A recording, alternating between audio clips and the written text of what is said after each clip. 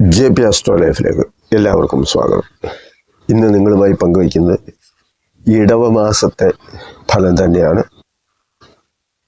May 15 മുതൽ June 14 വരെയുള്ള ഒരു മാസത്തെ ഫലം. ഇത് തുലാം രാശിക്കുറുകാരായ ചിത്തിരയുടെ 3, 4 പാദക്കാരും ചോതിയും വിശാഖത്തിൻ്റെ 1, 2, 3 പാദക്കാരുടെയും ഫലമാണ് പറയുന്നത്. ഇടവമാസം മാറ്റത്തിൻ്റെ ഒരു മാസമാണ്. മെയ് പകുതി മുതൽ ജൂൺ പകുതി വരെയുള്ള സമയത്ത് 6 ഗ്രഹങ്ങൾ രാശി മാറുന്ന അപൂർവമായ ഒരു പ്രതിഭാസമാണ് നടക്കുന്നത്. മെയ് 14 രാത്രി 10 മണി കഴിഞ്ഞ് വ്യാഴം ഇടവൻ രാശിയിൽ നിന്നും മിഥുനൻ രാശിയിലേക്ക് രാശി മാറുമ്പോൾ പിറ്റേ ദിവസം മെയ് 15-ാം തീയതി സൂര്യോദയം എന്ന് പറയുന്നത് ഇടവമാസം 1-ാം തീയതിയാണ്. അപ്പോൾ വ്യാഴം മുതൽ നമുക്ക് കണക്കൂട്ടാൻ സാധിക്കും. മെയ് 18-ന് രാഹു കേതുക്കൾ രാശി മാറും. മെയ് 23-ന് ബുധൻ മേടൻ രാശിയിൽ നിന്ന് ഇടവൻ രാശിയിലേക്ക് വരും. മെയ് 31-ന് ശുക്രൻ മീനത്തിൽ നിന്ന് മേടത്തിലേക്ക് മാറും. ജൂൺ 6 ആകുമ്പോൾ വീണ്ടും ബുധൻ മിഥുനൻ രാശിയിലേക്ക് മാറും. ജൂൺ 7-ന് ചൊവ്വ നീചരാശിയായ കർക്കിടകത്തിൽ നിന്ന് ചിങ്ങൻ രാശിയിലേക്ക് മാറും. ഇത്രയും ഗ്രഹങ്ങൾ മാറുന്ന ഒരു അപൂർവ സംഭവം എന്ന് വേണമെങ്കിൽ നമുക്ക് ഈ ഇടവ മാസത്തെ പറയാം. എല്ലാ തരത്തിലും എല്ലായിടത്തും ഒരു മാറ്റത്തിൻ്റെ പ്രതിഫലനം നമുക്ക് കാണാൻ സാധിക്കും. തുലാം രാശിക്കാരെ സംബന്ധിച്ച് പറയുമ്പോൾ തുലാം രാശിക്കാരുടെ ജന്മരാശിയാധിപൻ എന്ന് പറയുന്നത് ശുക്രനാണ്. ഇത് മീനൻ രാശിയിൽ നിൽക്കുന്ന സമയം എന്ന് പറയുമ്പോൾ ഉച്ചരാശിയാണ്. ഉച്ചരാശിയിൽ നിൽക്കുമ്പോഴും പാപഗ്രഹയോഗം ചെയ്ത് 6-ൽ സഞ്ചരിക്കുന്ന ശുക്രൻ, പാപഗ്രഹയോഗം എന്ന് പറഞ്ഞാൽ തുടക്കത്തിൽ രാഹു ഉണ്ടായിരുന്നു, ഇപ്പോൾ രാഹുവിൻ്റെ രാശിമാറ്റം വരുന്നു. അതോടൊപ്പം ശനി രാശി മാറി മീനത്തിലേക്ക് പോയപ്പോൾ ശുക്രനോടൊപ്പം ശനിയും കൂടി വന്നു. അപ്പോൾ അങ്ങനെയുള്ള ശുക്രൻ തുലാം രാശിക്കാരെ സംബന്ധിച്ച് 6-ാം ഭാവത്തിലാണ് വരുന്നത്. 6-ാം ഭാവത്തിൽ സഞ്ചരിക്കുമ്പോൾ ശുക്രൻ അത്ര നല്ല ഫലം നൽകുന്നില്ല എന്നതാണ് ഇവിടെ സൂചിപ്പിച്ചത്. പങ്കാളിക്ക് ഏതെങ്കിലും വിധത്തിൽ ആരോഗ്യ പ്രശ്നങ്ങളൊക്കെ ഉണ്ടാകാം, അല്ലെങ്കിൽ പല കാര്യത്തിലും ഏതെങ്കിലും തരത്തിലുള്ള വിയോജിപ്പുണ്ടാകാം. കാരണം ശുക്രൻ സുഖസൗകര്യങ്ങളെയും ആഡംബര ജീവിതത്തെയും അതുപോലെ തന്നെ പാർട്ട്ണറെയും സ്ത്രീയെയും പങ്കാളിയെയും ഒക്കെ സൂചിപ്പിക്കുന്ന കാര്യമാണ്. പല കാര്യത്തിലും വിയോജിപ്പ് വരാം, പല കാര്യത്തിലും ഉത്തരവാദിത്വം ഇല്ലെന്നോ അലസതയും മടിയുമാണെന്നോ കാര്യങ്ങൾ വേണ്ട പോലെ ഒന്നും നടത്തുന്നില്ല, ചെയ്യുന്നില്ല, ഇങ്ങനെയൊക്കെയുള്ള പരാതികളുമൊക്കെ ഉണ്ടാകാം. പൊതുവെ ഒരു സുഖക്കുറവ് തോന്നുക എന്നുള്ളതാണ് ശുക്രനെ സംബന്ധിച്ചുള്ള പ്രധാനപ്പെട്ട കാര്യം. ശുക്രൻ 6, 7, 10 ഭാവങ്ങളിൽ ഗോചരത്തിൽ സഞ്ചരിക്കുമ്പോൾ നല്ല ഫലം കുറവായിരിക്കും എന്നാണ് അത് സൂചിപ്പിക്കുന്നത്. 6-ാം ഭാവത്തിലും 7-ാം ഭാവത്തിലും 10-ാം ഭാവത്തിലും ശുക്രന് ഗോചരത്തിൽ നല്ല ഒരു സുഖകരമായ ഒരു അനുഭവം വരുന്നില്ല. അപ്പം അങ്ങനെ വരുമ്പോൾ സ്വാഭാവികമായിട്ടും ദാമ്പത്യ ബന്ധങ്ങളും പാർട്ട്ണർമാരെ സംബന്ധിക്കുന്ന കാര്യം, വിവാഹം, ഇതെല്ലാം തന്നെ വിചാരിക്കുന്നത് പോലെ നല്ല രീതിയിൽ പോകണം എന്നില്ല. മെയ് 31-ന് മേടൻ രാശിയിലേക്കാണ് വരുന്നത്. മേടൻ രാശിയിലേക്ക് ശുക്രൻ വരിക എന്ന് പറയുമ്പോൾ സ്വാഭാവികമായിട്ടും അത് 7-ാം ഭാവമായിട്ട് വരുള്ളൂ തുലാം രാശിക്കാർ. തുലാം രാശിക്കാർക്ക് ശനിയും വ്യാഴവും അനുകൂലമായി വരുന്നത് കൊണ്ട് വലിയ കുഴപ്പമില്ലാതെ പോകാമെങ്കിലും ശുക്രൻ്റെ 6, 7 ഭാവത്തിലെ സഞ്ചാരം ഗുണകരമല്ല.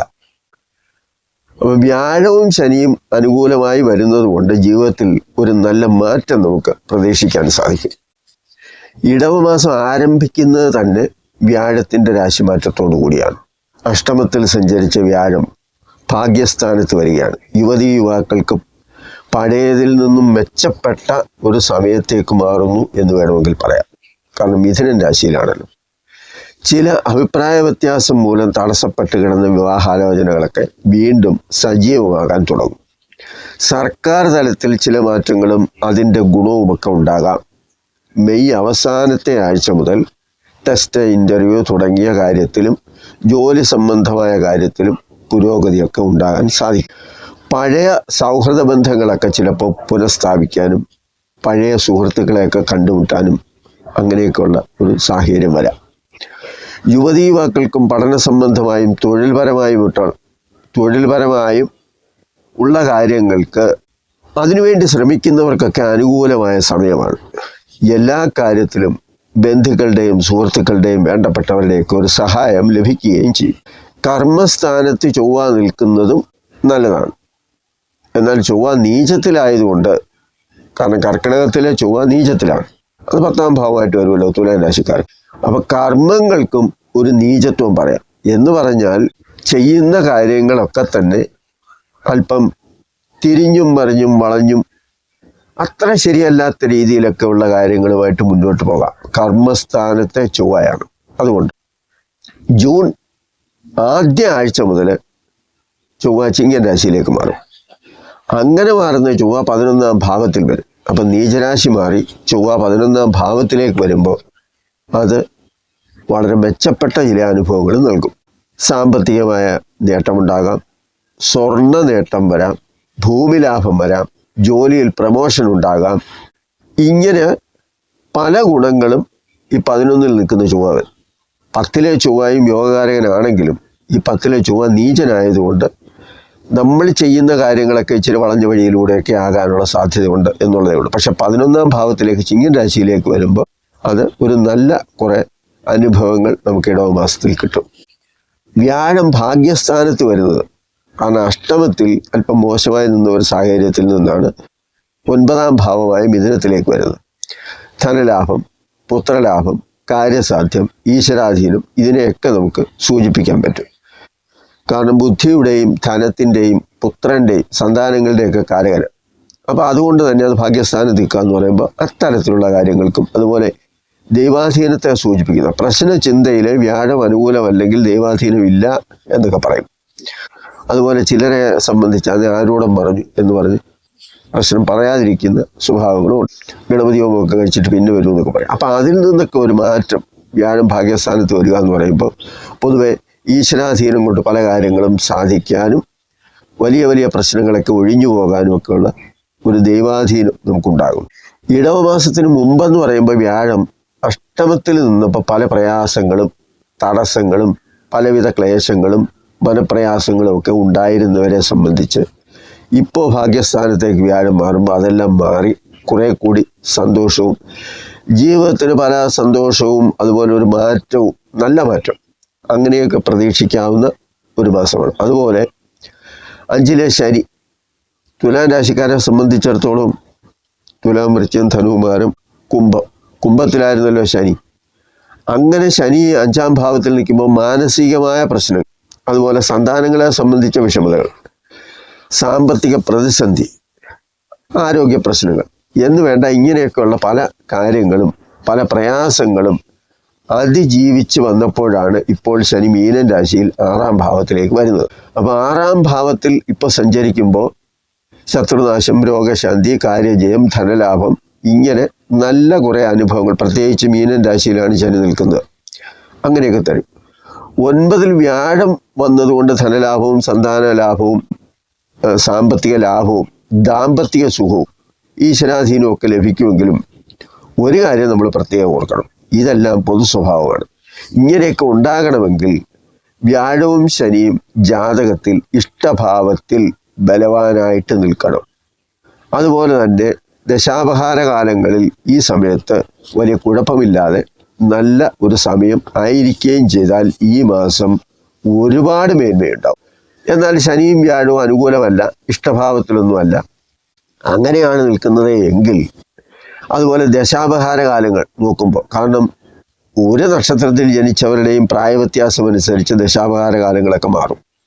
അപ്പം അങ്ങനെ വരുമ്പോൾ ഈ പറയുന്ന നക്ഷത്രത്തിൽ ജനിച്ചവരായാലും ദശാപഹാര കാലങ്ങൾ മോശമായിട്ട് വരിക, വ്യാഴവും ശനിയും ജാതകത്തിൽ മോശമായിട്ട് നിൽക്കുക, അങ്ങനെയൊക്കെ വരുന്നവരെ സംബന്ധിച്ചിടത്തോളം വളരെയേറെ ശ്രദ്ധിക്കേണ്ട ഒരു കാര്യം തന്നെയാണ്.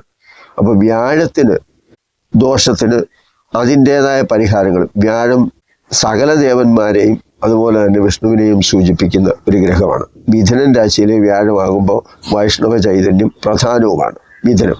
അങ്ങനെ നോക്കുമ്പോൾ അത് നമ്മുടെ കുടുംബദേവതയോ അല്ലെങ്കിൽ വലിയ ഇഷ്ടദേവതയോ അങ്ങനെയുള്ളവർ കൂടി പ്രാധാന്യം കൊടുത്തുകൊണ്ട് വേണം ഈ പറയുന്ന കാര്യങ്ങളിലൂടെ ഓരോ ഗ്രഹങ്ങളുടെയും ദേവതമാരെ പ്രീതിപ്പെടുത്താനും വഴിപാട് നടത്താനും അങ്ങനെയൊക്കെ ചെയ്യേണ്ടത്. അപ്പോൾ വൈഷ്ണവ ക്ഷേത്രത്തിൽ വ്യാഴാഴ്ച ദിവസം ഒരു തുളസിമാല കൊടുക്കുകയോ അല്ലെങ്കിൽ പാൽപ്പായസം നടത്തുകയോ ഒരർച്ചന നടത്തുകയോ ഒന്നുമില്ലെങ്കിൽ കുറേ തുളസിയെങ്കിലും കൊണ്ടുപോയി അവിടെ സമർപ്പിച്ച് പ്രാർത്ഥിക്കുകയോ അങ്ങനെയൊക്കെ ചെയ്യുമ്പോൾ വ്യാഴത്തിൻ്റെ ദോഷത്തിനൊരു പരിഹാരമൊക്കെ വരും. ശനിയെ സംബന്ധിച്ച് പറയുന്ന കാര്യങ്ങളെന്ന് പറഞ്ഞാൽ ശനി 6ാം ഭാവത്തിലാണ് നല്ല അനുഭവങ്ങളൊക്കെ തരേണ്ട ഒരു സമയമാണ് ഈ 2.5 വർഷം. പക്ഷെ ജാതകത്തിൽ ശനി അനുകൂലമല്ലെങ്കിൽ ഈ ഗോചരത്തിനും വലിയ ഗുണമൊന്നും ഉണ്ടാകത്തില്ലല്ലോ. അപ്പം അത്തരത്തിൽ എന്തെങ്കിലുമൊക്കെ ഗുണം ഉണ്ടാകണമെങ്കിൽ ശനിയുടെ കാര്യം കൂടി നമ്മൾ പരിഗണിക്കേണ്ടി വരും. അത് ശാസ്താവിൻ്റെ ക്ഷേത്രങ്ങളിൽ പോവുക. നമ്മുടെ കേരള വർഷം അനുസരിച്ച് ശാസ്താവാണ് ശനി.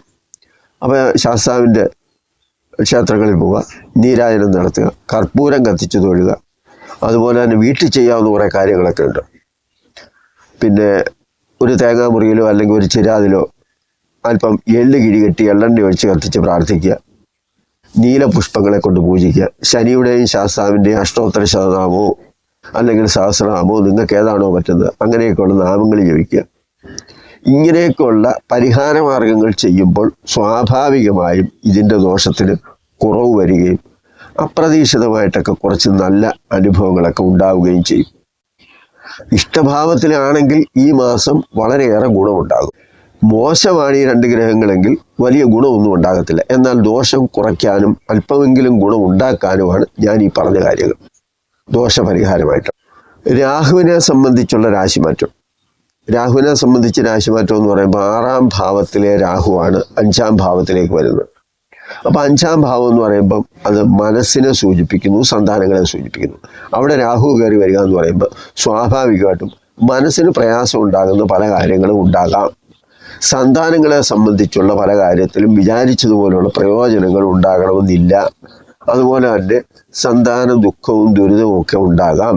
അങ്ങനെയൊക്കെ ഉള്ളവരെ സംബന്ധിച്ച് എന്താണ് ചെയ്യേണ്ടതെന്ന് ചോദിച്ചാൽ, രാഹുവിൻ്റെ കാര്യം എന്ന് പറയുന്നത് സർപ്പക്ഷേത്രങ്ങളിൽ, അതായത് 100 പാലും കഴിക്കുകയും അയിലും പൂജ നടത്തുകയൊക്കെ ഉള്ള ക്ഷേത്രങ്ങളെ സംബന്ധിച്ച്, കാവുമൊക്കെ ഉള്ള കുടുംബക്ഷേത്രങ്ങളായാലും ഏതായാലും അതിന് ഇന്നൊന്നുമില്ല, അവിടെ പോയി തൊഴുക. ഒരു 100 പാലും കഴിക്കാൻ പറ്റുമെങ്കിൽ അതൊക്കെ ചെയ്യുക. ഇല്ലെങ്കിൽ അവിടെ നിങ്ങളുടെ ഈ നക്ഷത്ര ദിവസം വരുമ്പോഴോ അല്ലെങ്കിൽ അവിടുത്തെ പ്രധാന ദിവസങ്ങൾ ഏതാണോ അങ്ങനെയൊക്കെയുള്ള ദിവസങ്ങളിലൊക്കെ പോയി പ്രാർത്ഥന നടത്തുക. പിന്നെ ശുക്രനെ സംബന്ധിച്ച് അനുകൂലമല്ല എന്ന് ഞാൻ പറഞ്ഞു. കാരണം 6, 7, 10 ഭാവങ്ങളിൽ ശുക്രൻ സഞ്ചരിക്കുമ്പോൾ അത് മെച്ചപ്പെട്ട ഒരു ഫലം നൽകത്തില്ല. അത് ഏതെങ്കിലുമൊക്കെ തരത്തിൽ പങ്കാളിയുമായിട്ടുള്ള പ്രശ്നങ്ങളായിരിക്കാം ഉണ്ടാവുക. സ്ത്രീകളിൽ നിന്ന് നമുക്ക് പ്രതീക്ഷിക്കുന്നതിനപ്പുറമുള്ള മോശമായ അനുഭവങ്ങളൊക്കെ ഉണ്ടാകാം. അപ്പം അതുകൊണ്ട് തന്നെ അത് ദേവിയെ സൂചിപ്പിക്കുന്ന ഒരു കാര്യമാണ്. അപ്പോൾ ദേവീ ക്ഷേത്രത്തിൽ വഴിപാട് നടത്തുക, അർച്ചന നടത്തുക. അതുപോലെ ഗണപതിക്ക് തടസ്സങ്ങൾ മാറാൻ ഗണപതിക്ക് ഒരു കർഗമാല സമർപ്പിക്കുക. ഇങ്ങനെയൊക്കെ ചെയ്യുമ്പോൾ ഈ ഇടവമാസം എന്ന് പറയുന്നത് നിങ്ങളെ സംബന്ധിച്ചിടത്തോളം വളരെ ഒരു നല്ല മാസം തന്നെയായിരിക്കും. കാരണം അനുകൂലമായ കുറേ ഗ്രഹങ്ങളുണ്ട്.